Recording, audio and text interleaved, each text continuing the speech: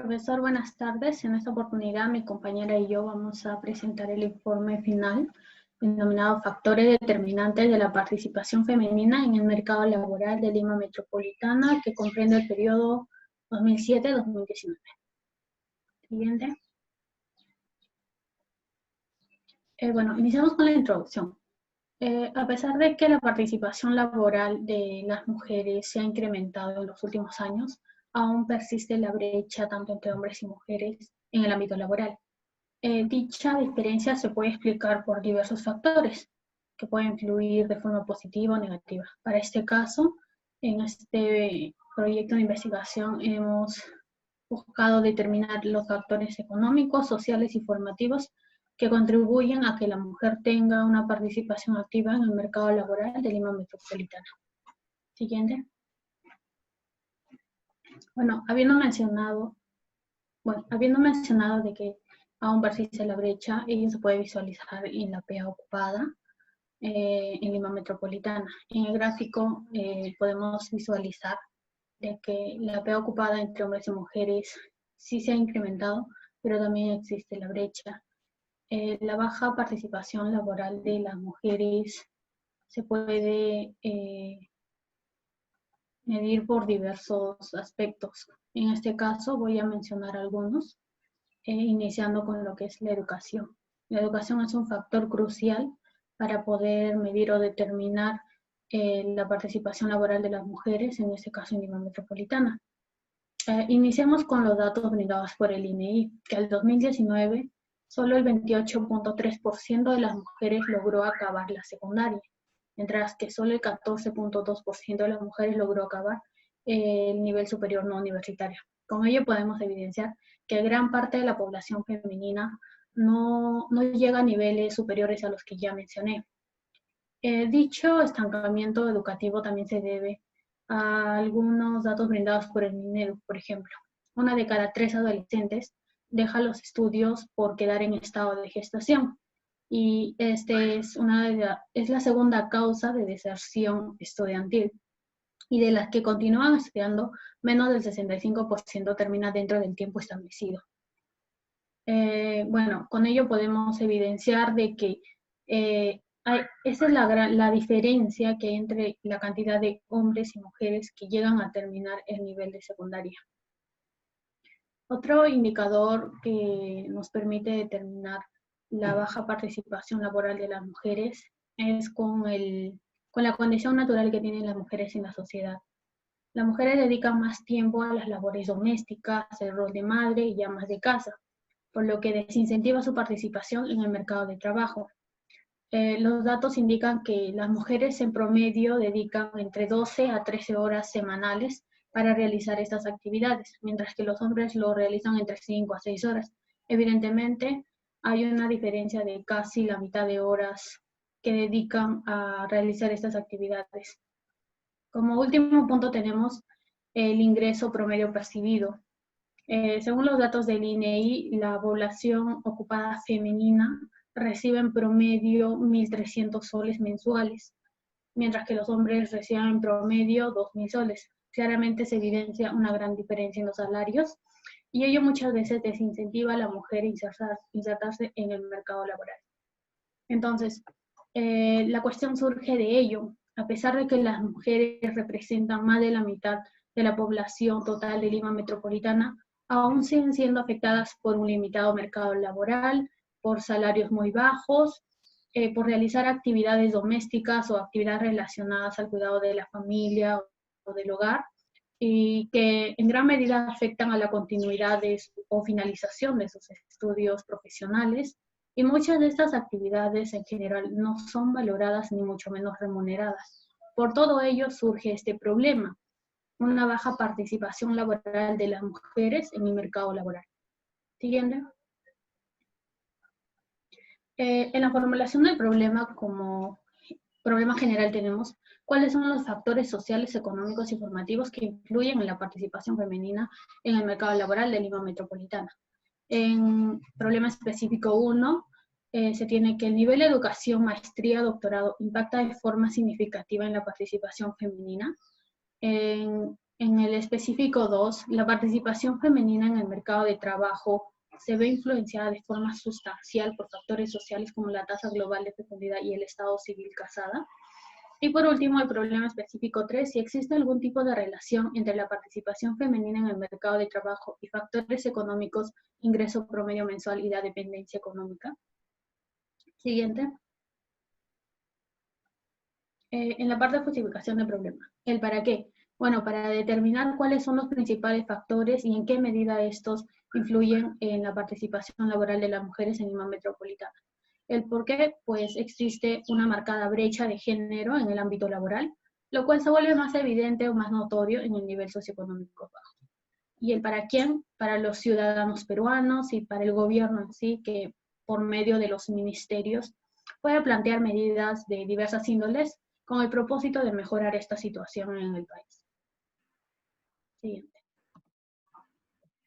Bueno, aquí podemos visualizar algunas de las investigaciones a las que hemos recurrido. Asimismo, respecto al marco, nosotras tenemos algunas teorías. Comenzaré mencionando algunas generales, como la teoría neoclásica y keynesiana, que nos hablan del mercado de trabajo. Pero ya las teorías que en sí nos ayudaron a determinar nuestras variables fueron la teoría del consumidor, modelo ocio-consumo, el cual nos habla de un agente representativo que tiene dos opciones. Tiene la opción de trabajar o consumir, trabajar y consumir, y la otra opción sería dedicar su tiempo al ocio, es decir, actividades que no tienen nada que ver con trabajo. Pero esto está en función de sus ingresos, de sus gastos. Y con respecto a los ingresos, tenemos los ingresos laborables, que se refiere al salario recibido por laborar, por trabajar, y al ingreso no laborable. Y el ingreso no laborable se refiere a, por ejemplo, aportes de terceras personas en el hogar o programas sociales que implican una remuneración monetaria. Entonces, en ese sentido consideramos, primero, para el lado del ingreso laborable, el ingreso promedio mensual y segundo, la dependencia económica. Entonces, de ahí surgieron estas dos variables. También tenemos la teoría de discriminación, que se relaciona mucho también con la teoría de la nueva economía familiar, en el que nos habla, ¿no? El primero menciona que los empresarios consideran que las mujeres tienen gastos adicionales por el hecho de la licencia de maternidad cuando se quedan en estado de gestación, o también por la carga laboral que tienen. Entonces, en ese sentido, vemos que se refleja mucho la fecundidad y lo que es el estado de la mujer, ¿no? El estado conyugal de la mujer. Consideramos por ese lado dos variables, el estado civil casada de X5, y como X1 tenemos la tasa global de fecundidad. También consideramos la teoría del capital humano, que nos habla de un conjunto de habilidades, capacidades que el ser humano va adquiriendo, ya sea en el colegio, en la escuela, en la universidad, o también como experiencia propia, que le sirven para insertarse al mundo laboral. En ese sentido, consideramos el nivel educativo, maestría y doctorado, que sería el X4. Las agrupamos en tres factores: el factor social, comprendiendo el X1 y X5, el factor económico, X2, X3, y el factor formativo, X4. También tenemos aquí los objetivos, ¿no? El objetivo general es determinar si estos tres factores influyen en el nivel de participación femenina en el mercado de Lima Metropolitana del 2007-2019. También tenemos los objetivos específicos, lo hemos dividido ya por variables. La primera busca cuantificar el impacto del factor formativo. La segunda busca evaluar el impacto del factor social en la participación femenina. Y el tercero busca mesurar el grado de influencia entre la participación y los factores económicos que ya he mencionado. Como hipótesis general tenemos que verdaderamente estos tres factores influyen en el nivel de participación laboral femenina. Asimismo, las hipótesis específicas están divididas de igual forma por variables. Tenemos que el factor formativo, nivel de educación, maestría, doctorado, influye de forma positiva. La hipótesis específica 2 habla sobre los factores sociales, que esos influyen de forma negativa. Y la número 3, que acá tenemos una que influye de forma directa, que sería el ingreso promedio mensual, y una de forma negativa, que sería la dependencia económica. Todo esto con respecto a Lima Metropolitana en el periodo 2007-2019. Tenemos el método, las variables que ya he venido mencionando: participación femenina, tasa global de fecundidad, ingreso promedio mensual, dependencia económica, nivel de educación, que vendría siendo maestría, doctorado, estado civil, casado. Como parte del diseño tenemos longitudinal no experimental, el tipo de investigación es cuantitativo continuo y el periodo es 2007-2019. Elegimos este periodo por ser un tema que recién en los últimos años ha tomado mucha más fuerza de lo que tenía pues, en los años 90. Por eso elegimos este periodo. Bueno, con respecto a los estadísticos descriptivos, nosotras consideramos las 4 primeras variables, Y, X1, X2 y X3, las sacamos del reporte de brechas de género del INEI y las otras 2 las sacamos del ENAU y también del INEI, pero con estas 2 últimas hicimos un proceso diferente. Usamos el factor de expansión y pudimos obtener la población total de Lima metropolitana. Posteriormente, todas fueron desestacionalizadas para eliminar algún factor exógeno que pudiera alterarlas, así como alterar los resultados. Y posteriormente también observamos, ¿no? La desviación estándar teniendo una desviación alta en el logaritmo, perdón, en la variable X2, por eso es que la convertimos al logaritmo. De esta manera logramos una desviación estándar baja para todas nuestras variables.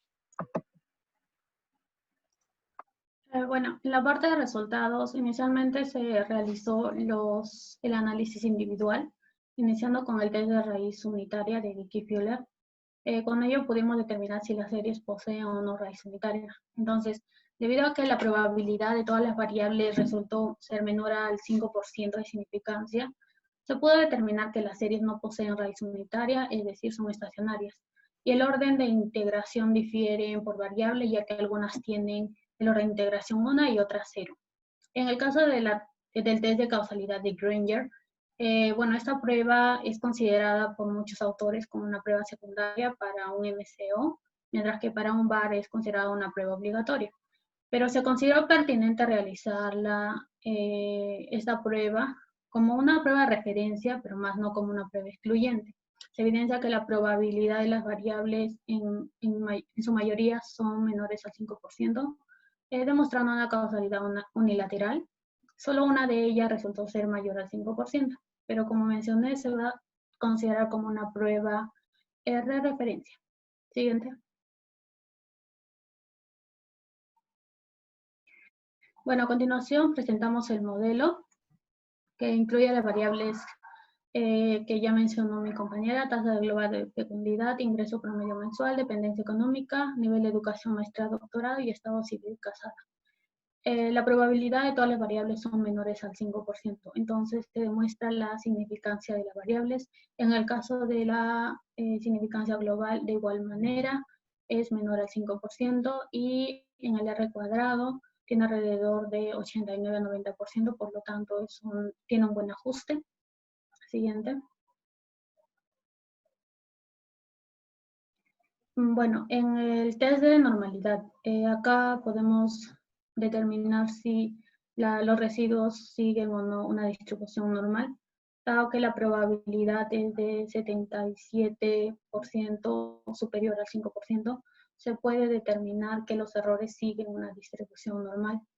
En el caso de la linealidad, se realizó con el test de Ramsey, donde la probabilidad es mayor al 5%, por lo tanto se determina que los parámetros son lineales. Siguiente. El test de, bueno, la heterozelasticidad se determina por la prueba ARCH y de igual manera la probabilidad en los dos rezagos es mayor al 5%, por lo tanto se indica la presencia de homoselasticidad. En la no multicolinealidad se desarrolló por el factor inflacionario de la varianza, donde el center BIF debería ser mayor al 10% para poder afirmar que no existe problemas de este tipo. Por lo tanto, se puede afirmar que no existe multicolinealidad debido a que los valores oscilan entre 1 y 2%. Siguiente. Bueno, para la no autocorrelación, inicialmente se realizó con el correlograma, entonces se evidencia que tanto la autocorrelación simple como la parcial permanecen dentro de las bandas, por lo tanto no hay autocorrelación. Otra forma de poder medir ello es con el test de Godfrey, y se evidencia que la probabilidad para ambos rezagos es mayor al 5%, por lo tanto no existe problema de autocorrelación. Tenemos otra prueba más que es el test alternativo de autocorrelaciones de Durbin-Watson. Ello lo realizamos porque inicialmente se tuvo sospechas de una autocorrelación, ya que el Durbin-Watson resultó de 2.65.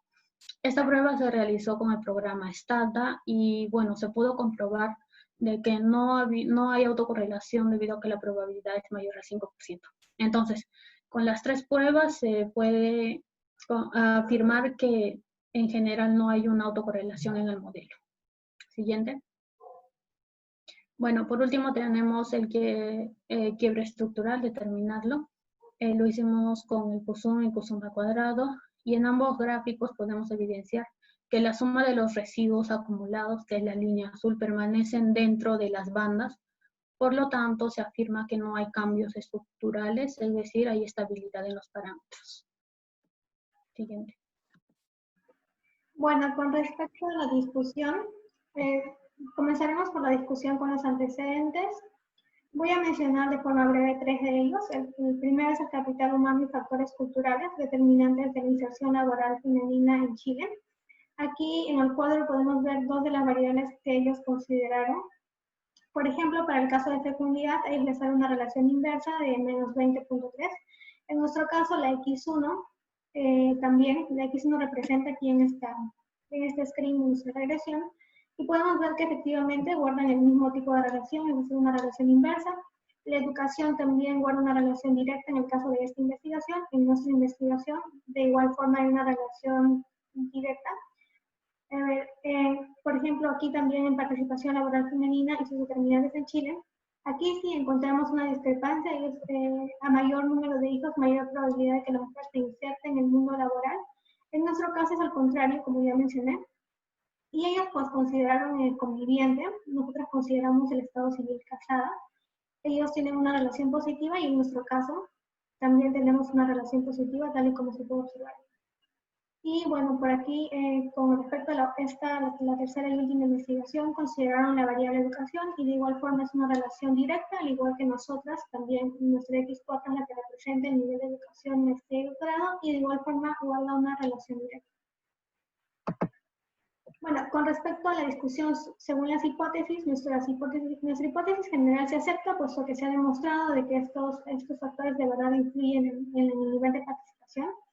La hipótesis específica 1 nos hablaba sobre una relación directa con respecto a la educación y al nivel de participación, y la hemos comprobado mediante los resultados que nos han salido. Efectivamente es una relación directa. La hipótesis específica 2 se acepta de forma parcial, puesto que nos habla de factores sociales. Nosotros consideramos desde un inicio en nuestra hipótesis que la tasa global de fecundidad y el estado civil casada van a tener una relación inversa. Sin embargo, la tasa global de fecundidad sí siguió esa línea, fue una relación inversa, pero el estado civil casada no, todo lo contrario, guarda una relación positiva. Por eso es que se acepta parcialmente. La número 3 nos habla sobre el factor económico. Nosotros consideramos desde un inicio en nuestra hipótesis que el ingreso promedio mensual guardaba una relación positiva, y la dependencia económica una relación negativa. Entonces aquí lo venimos a comprobar y efectivamente aceptamos esta hipótesis. Con respecto a la discusión de marco teórico, vemos que el soporte teórico que usamos en nuestro marco, efectivamente sí, las variables fueron significantes, influyeron bastante en nuestro modelo, cada una con su respectiva variable. Por ejemplo, la primera habla sobre el ingreso promedio mensual y de dependencia económica, la segunda sobre la tasa global de fecundidad del estado civil, y la última pues el nivel de educación, maestría, doctorado, que es el que elegimos para la investigación, ¿no? Bueno, como conclusión tenemos que el incremento del 1% de la tasa global de fecundidad ocasiona una disminución del menos 0.02% en el nivel de participación laboral en la metropolitana, mientras que el ingreso promedio mensual por cada aumento de este en 1% incentiva a las mujeres que no trabajan en 0.017%. Además, por cada 1% que incrementan las mujeres que no perciben ingresos propios, es decir, la dependencia económica, la participación laboral femenina desciende en 0.371%. Con respecto al nivel de educación, este lo incentiva con 0.761%, mientras que el estado conyugal casada alienta la participación laboral femenina en 0.167%. Finalmente, nuestras recomendaciones, la primera, nos dice sobre que el gobierno debe impulsar proyectos educativos, y esto es para que en general, ¿no? Tanto mujeres como varones, pero en este caso nos estamos enfocando en mujeres, que adquieran capacidades, habilidades que finalmente les permitan insertarse exitosamente en el campo laboral. También tenemos que se deben realizar campañas médicas que difundan, ¿no?, los métodos anticonceptivos para que así las mujeres lleguen a planificar su vida. Entonces, en ese sentido, decidan cuándo sí y cuándo no tener hijos y, y para que esto no represente, por decirlo de alguna manera, una limitante en su desarrollo profesional.